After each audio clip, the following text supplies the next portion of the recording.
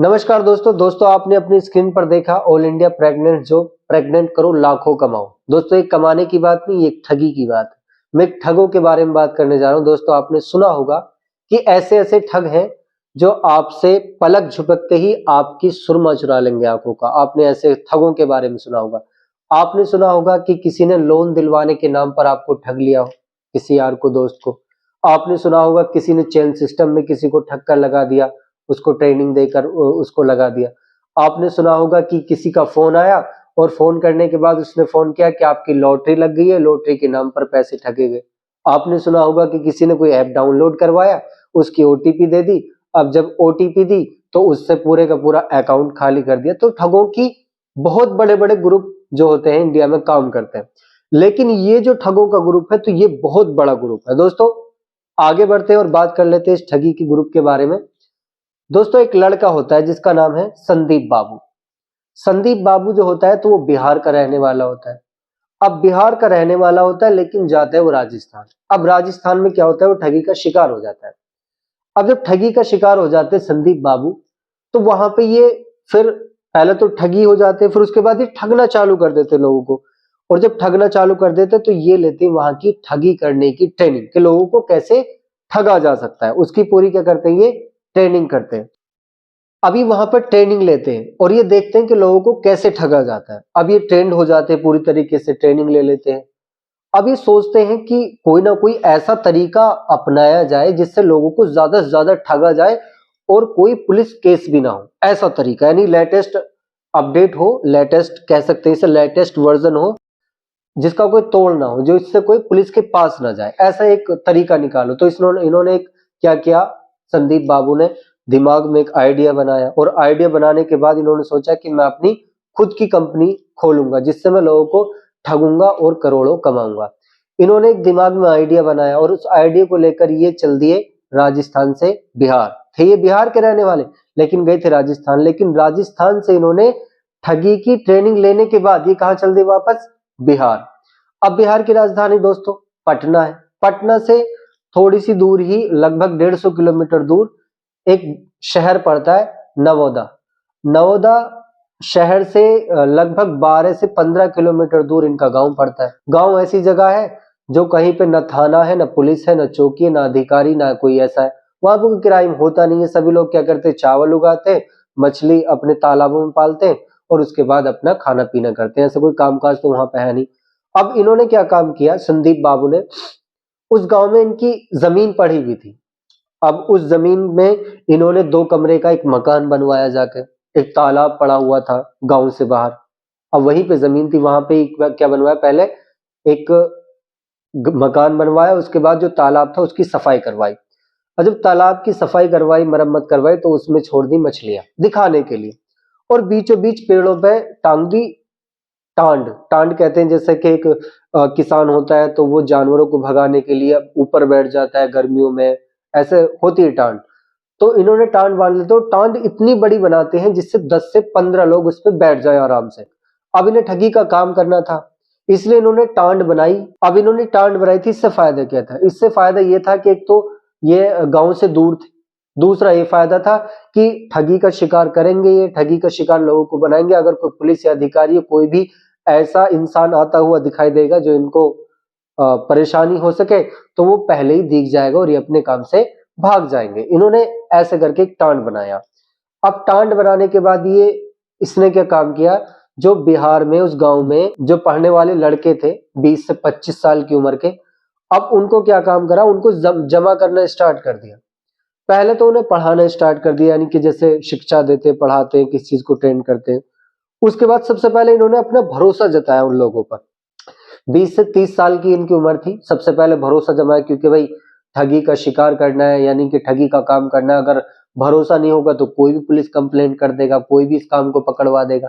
तो ये सबसे पहले क्या करते हैं, सब पे भरोसा बनाते हैं। उसके बाद जो है, पहले ही पढ़ाते और उसके बाद ये कराते ट्रेनिंग। अब ट्रेनिंग कराते, फोन चलाना सिखाते और बचना सिखाते, कंप्यूटर चलाना सिखाते।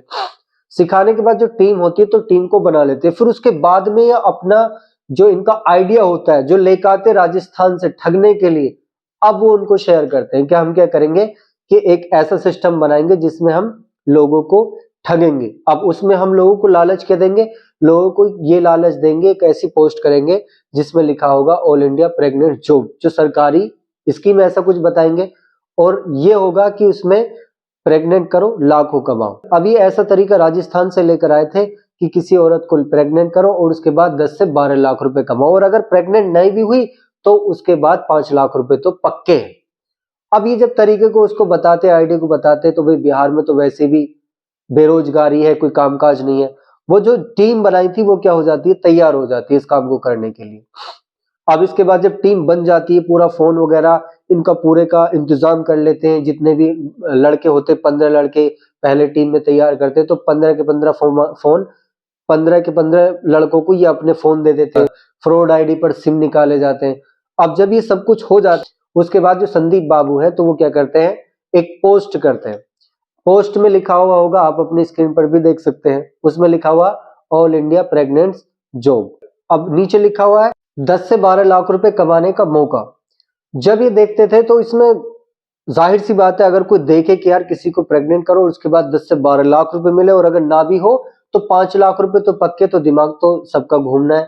एक तो ये अच्छी अच्छी लड़कियों की फोटो डाले रखते थे, जिससे कि लोग जो है इनकी तरफ को आकर्षित हो, उसे देखें और उसे जाकर उसमें विजिट करें। अब जैसे ही कोई देखता था उसको स्क्रॉल करता था और सामने आती थी ये पोस्ट, और जब इस पे उंगली मारता था तो देखता था क्या लिखा हुआ नीचे कि 10 से 12 लाख रुपए कमाने का मौका, प्रेग्नेंट करो और 10 से 12 लाख रुपए कमाओ। अब इसमें नीचे डिटेल लिखी हुई होती थी कि हमारा जो एक कंपनी है तो ये सरकार द्वारा मान्यता प्राप्त है, सरकार ने इसको रजिस्टर्ड किया हुआ है, और ये हम समाज की सेवा के लिए कर रहे हैं। ऐसा समाज की सेवा क्या करनी है कि जो हाउस वाइफ होती हैं, जो प्रेग्नेंट नहीं हो पाती, जिनके बच्चे नहीं हो पाते हैं, या जो तलाकशुदा औरतें होती हैं, तो उनको क्या करना है, आपको जो लाखों रुपया कमाती हैं तो वो क्या करती हैं, वो बेइज्जती से बचने के लिए वो ऐसा रास्ता अपनाती हैं, और हम उनकी मदद कर रहे हैं, जिससे उनको प्रेग्नेंट हो जाएंगे और उनके पास उनके बच्चे हो जाएंगे, और वो उसके बदले जो है, जो उनको प्रेग्नेंट करेगा तो उससे 10 से 12 लाख रुपए उनको दिए जाएंगे। ये मतलब ऐसा कुछ उसमें लिखा हुआ होता है। अब जब इसमें विजिट करता है, वेबसाइट पर विजिट करने के बाद जो है, जब देखता है तो उसमें लिखा हुआ होता है नीचे कि अगर आप हमारी कंपनी से जुड़ना चाहते हैं तो आप 750 रुपए आप पे कर सकते हैं। अब जब देखता है कि यार ऐसा काम, मतलब कि एक तो अच्छी अच्छी खूबसूरत औरतें मिलेंगी और उसके बाद पैसा भी मिलेगा 10 से 12 लाख रुपए। अब जो नॉर्मल लोग होते तो वो तो वाकई में यानी फिसल जाते, पैसों का पैसा मजा को मजा, तो इसको देखकर क्या हो जाते, लोग फिसल जाते। अब जब देखा, इसको विजिट करा, उसके बाद देखेगा यार 750 रुपए भर ही दे, क्या पता तेरे नंबर आई जा कंपनी में, तो सिलेक्ट हो जा। अब जब उनने 750 रुपए भरे, तुरंत इनके पास में मैसेज पहुंच जाता था वहां बिहार में। अब जब इनके पास में मैसेज पहुंच जाता था तो ये तुरंत फोन कर देते बैक और कहते थे हमारी कंपनी में आपका स्वागत है, हमारी कंपनी भारत सरकार द्वारा मान्यता प्राप्त है, और जो सामाजिक लोग होते जिनके बच्चे नहीं होते या प्रेग्नेंट नहीं हो पाती, जिनके जो पति होते हैं वो प्रेग्नेंट नहीं कर पाते हैं, तो उनकी सेवा के लिए हमने एक समाज की सेवा के लिए हमने एक ग्रुप खोला है। अब उसके बाद ये सोचता है कि यार अगर मुझे लाखों रुपए कमाने का मौका मिल जाए तो कितनी अच्छी बात है। अब ये ठगी का शिकार हो जाते हैं। तो ये पहला स्टेप होता है कि सबसे पहले स्टेप में क्या करते हैं, ये 750 रुपए फीस के रूप में ये पे कर देते हैं। उसके बाद इन्हें फोन आ जाता है ऊपर से कि आप जो है हमारी कंपनी में सिलेक्ट हो चुके हैं, आप जो है, आपको जल्द से जल्द आपको ऑर्डर दिया जाएगा, आपको होटल का नाम बताया जाएगा, और आपको एक औरत, मतलब जिसके पास आपको जाना है, जिसको प्रेग्नेंट करना है, तो आप उसके पास जाकर आप उसको प्रेग्नेंट कर सकते हैं और 10 से 12 लाख रुपए आप कमा सकते हैं, और अगर ना भी होती है तो 5 लाख रुपए तो कम से कम मिलेंगे ही मिलेंगे, यानी कि ये भी एक शर्त होती है। अब उसके बाद ये सारा मामला समझाते हैं, उसके बाद ये क्या करते हैं कि ये पैसे वसूल करते हैं। अब पैसे वसूल क्या करते हैं, ये कहते हैं, जो पहला स्टेप होता है उसमें 750 रुपए की फीस होती है। अब दूसरे स्टेप में क्या करते हैं, दूसरे स्टेप में कहते हैं कि आपकी सीमेंट का टेस्ट होना है और आपको 15 से 2000 रुपए जमा करने होंगे इस खाते में। अब जो सोचा भाई तुझे 750 रुपए में तेरा नंबर तो आगे, सीमेंट के टेस्ट और करा ले। अब सीमेंट के टेस्ट के नाम पर ये 1500 से 2000 रुपए ये ऐड लेते हैं, तो ये पैसे हो गए। अब उसके बाद जो ये पैसे जमा कर लेता है तो उसको और लालच दिया जाता है, बड़ा लालच दिया जाता है। अब उस लालच में ये क्या कहते थे कि आप बिल्कुल सिलेक्ट हो गए, आपका सीमेंट जो टेस्ट है वो बिल्कुल सही आया है, आपको तुरंत होटल बता दिया जाएगा। अगर आपके इलाके में कोई 3 स्टार या 5 स्टार होटल है तो आप उसको बुक कर सकते हैं। जो वहां को बुक करने का और खाने पीने का खर्चा होगा, रहने का खर्चा होगा, वो कंपनी आपको देगी। और आपको सिर्फ और सिर्फ क्या करना है, आपको अपना काम करना है और वापस आ जाना है। जो भी आप खाओगे पियोगे सबका खर्चा कंपनी उठाएगी। एक बड़ा लालच होता है। और उसके बाद ये क्या करते हैं, 4-5 औरतों की, जो खूबसूरत औरतें होती हैं, तो उसकी क्या करते हैं, तस्वीर भेज देते हैं, खूबसूरत खूबसूरत औरतों की।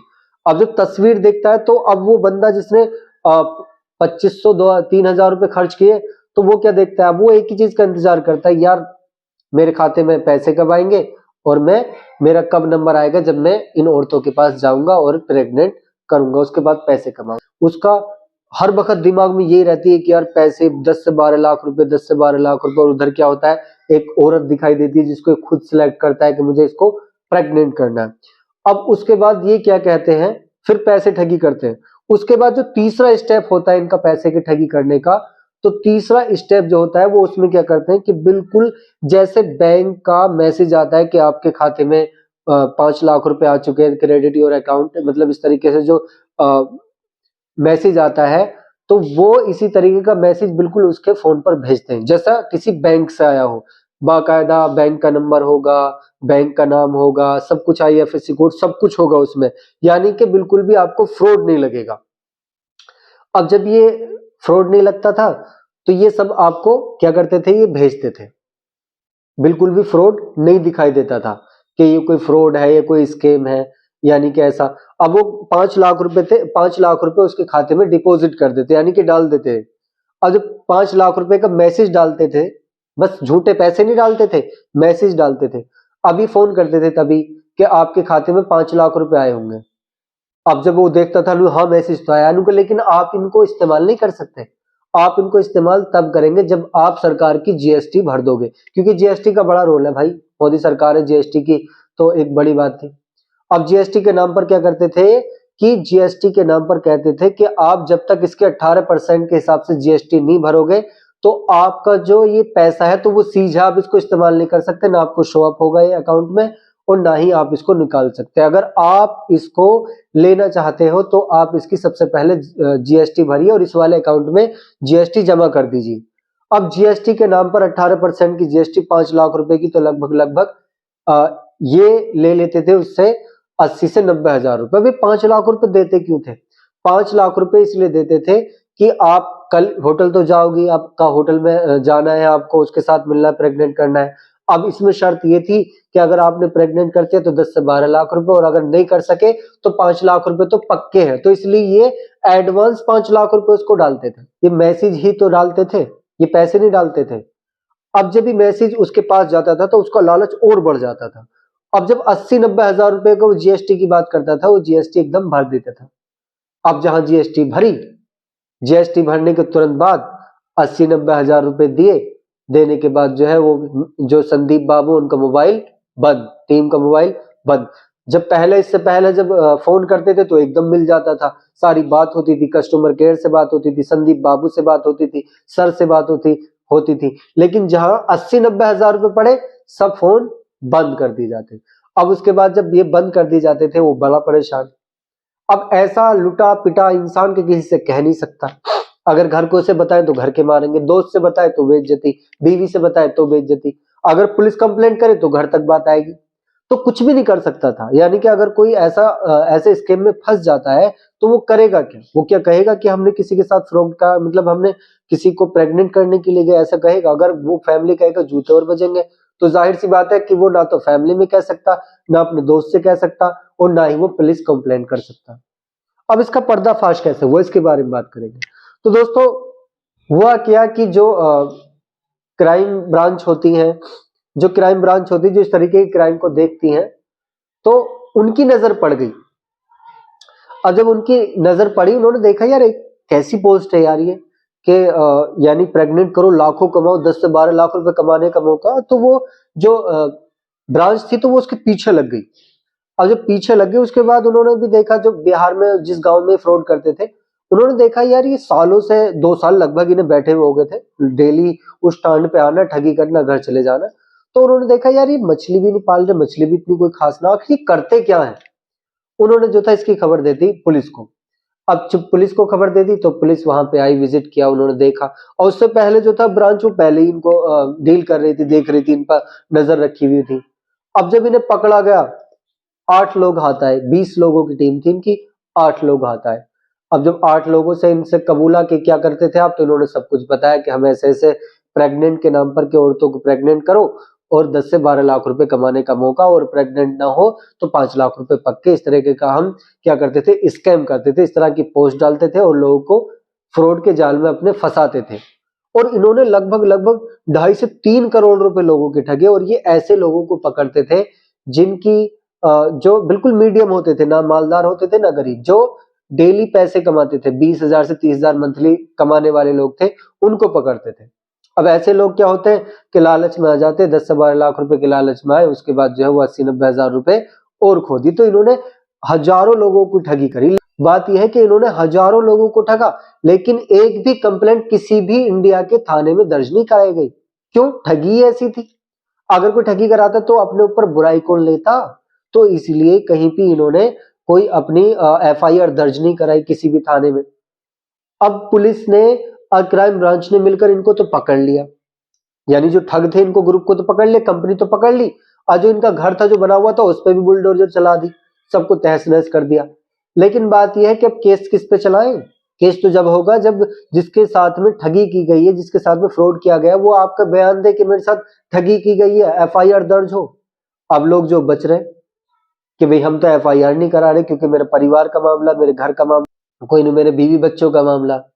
अब 2 लड़कों को वे पकड़ के लाए जिनके साथ में ठगी हुई थी। पुलिस वालों ने उनसे बड़ी रिक्वेस्ट की, कहा कि भाई तुम्हारा नाम नहीं आएगा, हम हाइड करके रखेंगे सब कुछ, आपका नाम, पता, एड्रेस, आप जो है कम से कम इतना तो कीजिएगा कि आप कम से कम पुलिस में एफआईआर दर्ज तो कर दीजिएगा, जब भी तो हम इनके ऊपर कार्रवाई करेंगे। अब जब एफआईआर ही दर्ज नहीं होगी तो कार्रवाई किस पे करोगे?